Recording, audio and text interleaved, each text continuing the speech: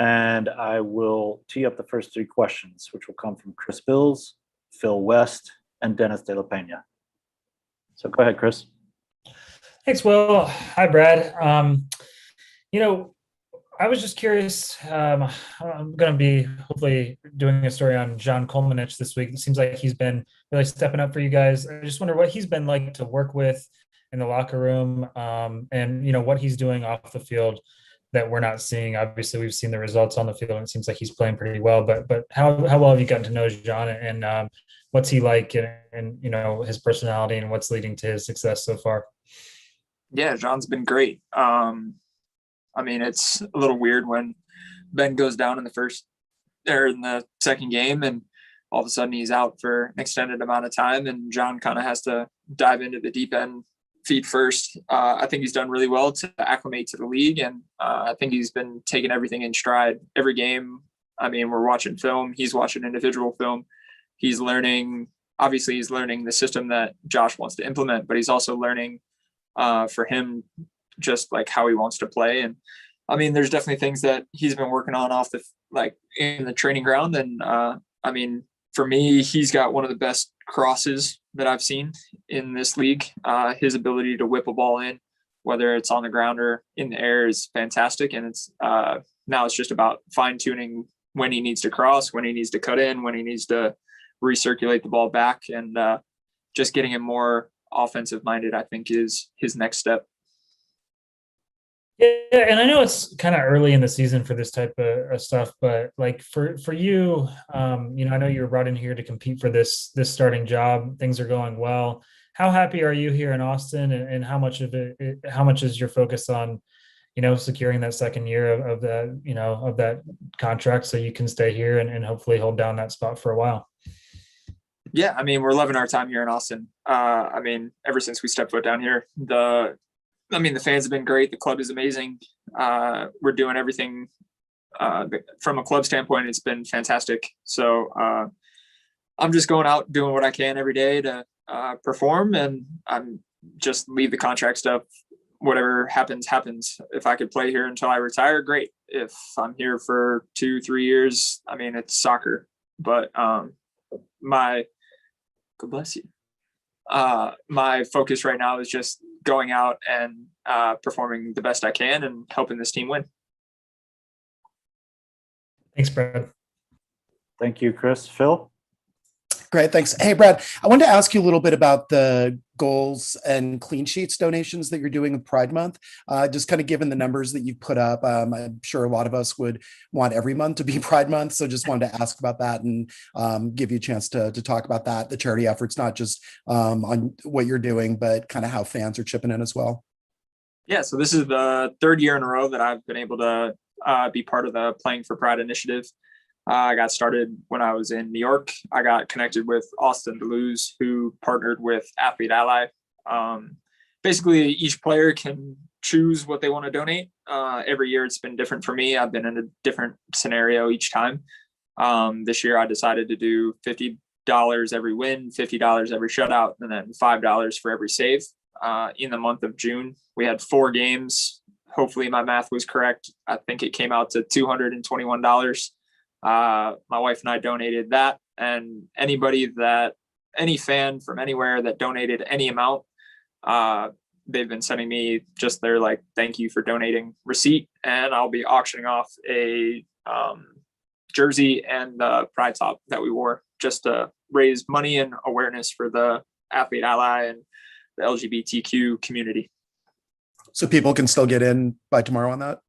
Yeah, I'm doing the drawing on the 3rd. So anything that I get before I do the drawing, anyone can join and donate. Great. Thanks, Phil. Our next 3 will come from Dennis De La Pena, Mark Craven, and Kirk Bowles. Hey, Brad. Because you've played so well during such a tough stretch for the offense, do you embrace the extra, whether it's pressure or just the fact that you are so impactful on this team right now? Do you embrace that role? The beautiful thing about soccer is it's a team game. You win and lose together no matter what. When one part of the team is in a little bit of a rut, everyone else kind of wants to step up and do their part to make sure that we get results. I'm not too worried about the results right now. I think the goals are going to come. I think we've solidified our identity. Everyone knows how we want to play. You guys can see that we're good at the way we play. We're getting the ball into good areas. Now it's just about putting the ball in the back of the net, and we've been working extremely hard on it. And for me, it's just continuing to do what we're doing on the defensive end and helping the guys up front just get that first goal. Because I think once that first goal comes, the floodgates are going to open, and we're going to start putting together a lot of 3-point performances. No doubt. And because you've patiently waited your turn, and you've told us before, I mean, you've always had confidence in your ability, but that said, because you've just sustained it so well, have you pleasantly surprised even yourself during this stretch? I wouldn't say surprised. I've been working for a long time to get to this point, and I've had confidence in myself that when I get my chance that I was going to take it.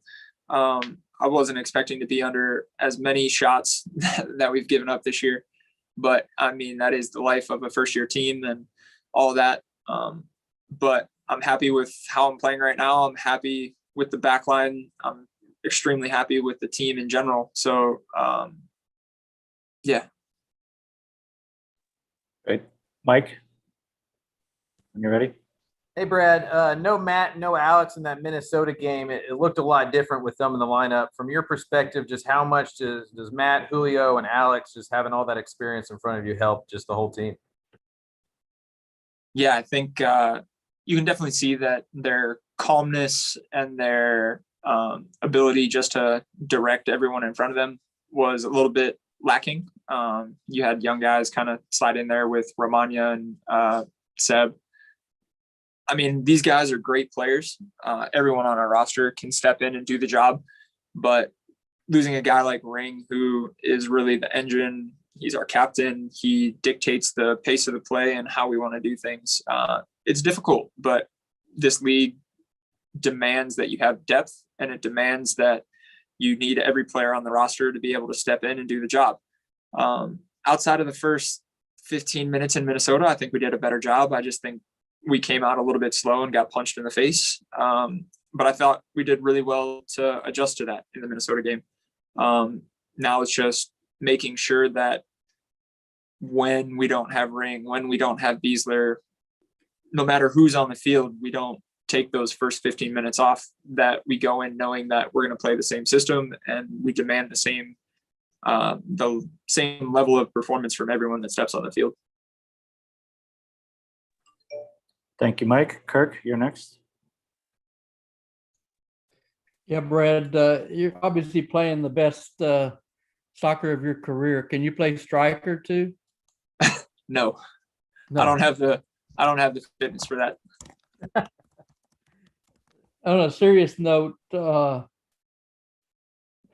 was talking about you playing behind some really great goalies, and you've proven that you can play great goalkeeper as well. Was there one phase of your game you feel like that may have been holding you back, that didn't let you play to the best of your ability like you are now, or was it just the chance of not getting that starting position? I mean, there's been a lot of things that I've worked on throughout the years. I think playing with my feet has always been probably the top area that I've excelled in, just because I've been in the system for so long. For me, I've been working a lot over the past 3-4 years in the gym, working on just being more explosive. I've always been like on the thinner side.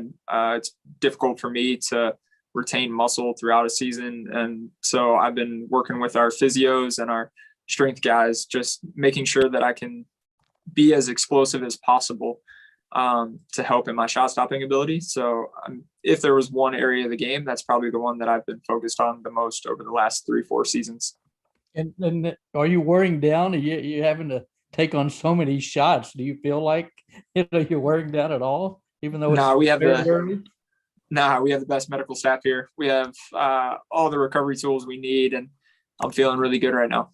And last thing, what would it mean to you to be an all-star this season? If it happens, it would be a great honor. But like I said, my full focus is just on Austin FC right now. And going out and delivering results to our fans. They've been amazing. We want to give them 3 points at home. We want to give them the first goal at home. But yeah, all that extra stuff, it would be great, but full focus on Thursday. Thanks, Brad. Okay, next up we have John Lupo. Go ahead, John. Thanks, Will. Brad, you mentioned all the things you've been working on over the last 3 or 4 years to make yourself a better goalkeeper, but as was just mentioned, you are playing at an all-star level. What do you think has been the key to having such good success this year? Also keeping a couple of clean sheets at home in the first 2 games at the Q2. I have really good guys around me. I mean, for as many shots as we're giving up, it's not like we're sustaining a million shots from inside the 18 or they're all 1v1s. For the most part, our defense has been able to put guys into really good areas to make shots predictable and make shots a little bit easier for me. So all the credit goes to the back line and the midfielders, even the forwards, just for putting in that defensive work. Yeah, it's just about keep going. And I mean, it would be great if we had 11 players in the All-Star game. So that's our mentality. Great. Phil West, your hand is still raised. Did you have one more or are you good? Okay, great. Well, I want to thank Brad Stuver for his time and also the media members, and keep an eye on your emails for your